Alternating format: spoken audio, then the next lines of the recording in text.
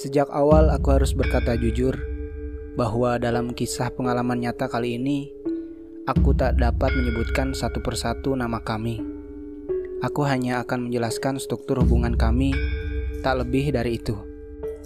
Bukan tanpa sebab, semua ini demi keselamatan kami sendiri, saksi hidup dalam perjalanan mistis kali ini. Kalian bisa berimajinasi memberi nama kepada kami jika itu memang lebih memudahkan kalian untuk mencerna kisah ini. Kuntilanak merah itu sungguh nyata. Pada suatu hari, aku yang sedang di UKS sendirian mendengar seseorang yang berteriak dan ternyata, "Tolong, ada yang pingsan!" Panggil seseorang di luar. Aku yang sedang asik mengecek obat-obatan di UKS langsung menoleh ke arahnya. "Siapa?" "Ini Leni pingsan, ayo cepat bantuin!" tanyaku sambil menghampirinya. Aku baru saja masuk ke SMA ini sebagai murid kelas 10 dan memilih mengikuti eskul PMR. Mungkin kurang lebih baru 3 atau 4 bulanan. Sebagai petugas yang berjaga, aku pun langsung menyeret tandu lipat yang berada di lantai dibantu Tia. Kebetulan sekali, Arif, teman sekelasku sekaligus anggota PMR yang bertugas hari ini, tadinya sedang pergi ke toilet. Kini sudah kembali. Setidaknya aku tidak berdua saja menggotong tandu. Ya, walaupun masih kurang 1 orang. Sesampainya di tempat, Leni pingsan. Aku dan yang lain langsung menggotongnya menuju UKS. Dengan napas yang terengah-engah, aku merebahkan tubuh Leni di ranjang dan menunggunya sadar. Sedangkan Arif bertugas mengoleskan minyak angin di keningnya dan menyiapkan air hangat. Permisi. Seorang gadis berdiri di ambang pintu. Aku pikir dia mungkin teman Leni. Aku mempersilahkannya untuk masuk. Lantas aku menanyakan padanya apa yang sebenarnya terjadi. Saya Nina. Tadi dia pingsan setelah bermain di kolam yang ada di belakang. Mungkin dia sedang sakit. Jelasnya sambil memperkenalkan diri. Kolam itu berada tepat di belakang ruang UKS. Aku mengangguk, tanda mengerti. Arif dan Nina kini duduk di sebelahku. Tiba-tiba, Leni yang tadinya pingsan menjerit histeris. Bersamaan dengan datangnya aroma bunga melati yang sangat menyengat. Mereka juga ikut menciumnya.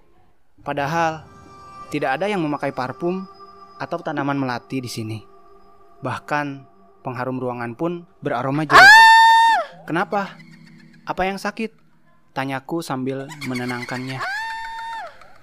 Tak ada jawaban darinya, hanya teriakan menggema di isi ruangan. Aku makin bingung. Ada apa sebenarnya? Kusodorkan tandu lipat yang berada di bawah ranjang. Sakit.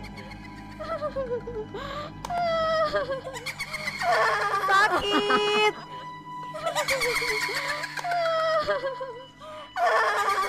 Leni makin menjadi. Ia seperti hilang kendali, melawan siapa saja yang mencoba memegangnya. Sampai-sampai aku terpental ke lantai dibuatnya. Leni yang tadinya menangis, kini tertawa terbahak-bahak.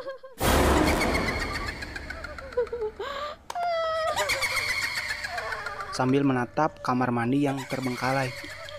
Ya, di ruang UKS terdapat 1 kamar mandi yang kini sudah tidak terpakai. Tak ada yang berani membukanya.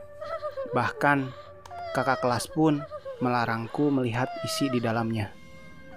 Sebagai adik kelas, aku pun hanya menuruti apa yang diperintahkannya. Ada apa lagi ini ya Allah? Aku semakin bingung. "Sepertinya dia kerasukan," ucap Arif. Aku tercengang. Mana mungkin di zaman modern seperti ini masih ada hal-hal yang di luar nalar. Kini Leni, ia hilang kendali, menangis, tertawa, mencakar bahkan menendang siapa saja yang mendekatinya.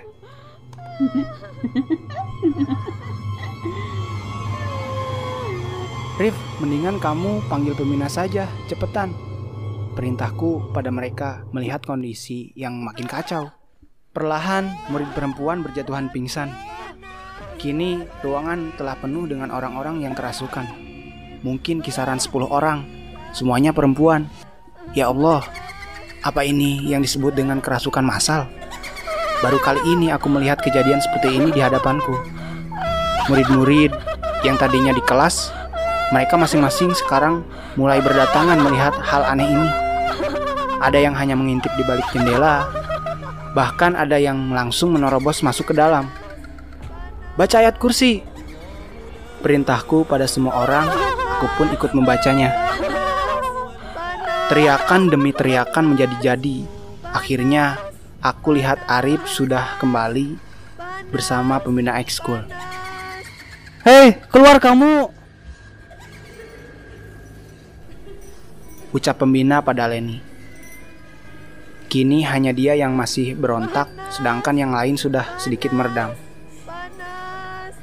Ia malah kembali tertawa. Baca takbir, jangan ngelamun. Perintah pembina pada semua orang. Aku hanya diam mematung saat ini dan membaca doa yang aku bisa dalam hati. Kejadian itu berlangsung selama 1 jam. Hingga para orang tua siswi yang kerasukan dihubungi satu persatu untuk menyebutnya pulang.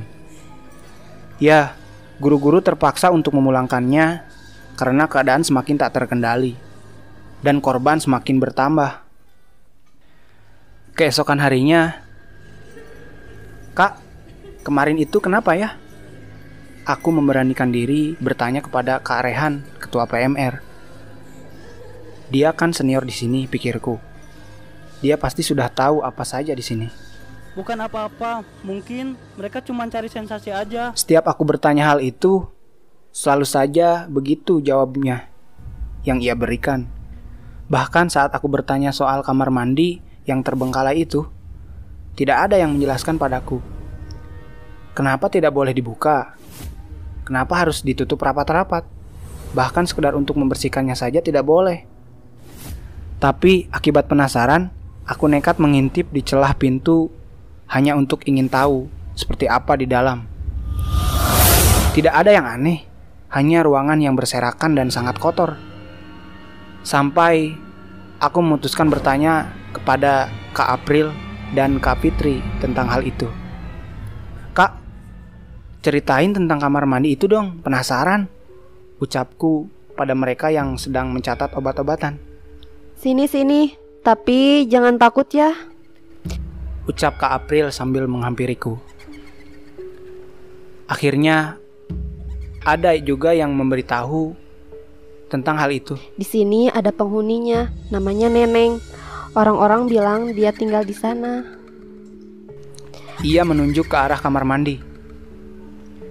Aku meneguk ludah yang mencekat di tenggorokan. Ada juga yang bilang kejadian kemarin itu ulah dia dan teman-temannya. Tambah Kak Fitri dan nada sedikit berbisik. Hanya sedikit informasi yang aku dapat. Saat aku bertanya, Neneng itu dan kenapa dia bisa di sini? Tidak ada yang jawab. Mereka sendiri pun tidak tahu tentang hal itu. Aku awalnya tidak percaya apa yang dikatakan mereka. Namun, saat aku mengantar Dina mengambil obat ke UKS, tiba-tiba ia terlihat pucat dan lemas. Setelah ia tenang, aku mencoba bertanya padanya, apa yang membuatnya seperti itu? Tadi aku lihat sesuatu di pinggir lemari kaca dekat kamar mandi. Serem banget mukanya, ucapnya terbata-bata. Apa mungkin itu? Tidak, aku selalu mencoba untuk berpikiran positif. Dia memang bukan seorang indigo, tetapi ia tipikal orang yang peka terhadap hal-hal seperti itu. Aku memutuskan untuk mengecek kembali ke OKS, namun tidak ada apa-apa. Selain pintu kamar mandi yang semula selalu tertutup rapat, kini terbuka. Kejadian siswi yang kerasukan pun belum berhenti pada hari itu. Namun, terjadi di keesokan harinya, walaupun hanya 1 orang, yaitu Leni. Aku pun sering melihat pintu kamar mandi itu terbuka dan tertutup kembali dengan sendirinya. Padahal tidak ada yang berani untuk membukanya, dan juga posisi terhalang dengan meja tempat catatan obat di depannya. Bukan hanya itu, terkadang aku sekali suka mendengar suara air keran yang menyala sendiri.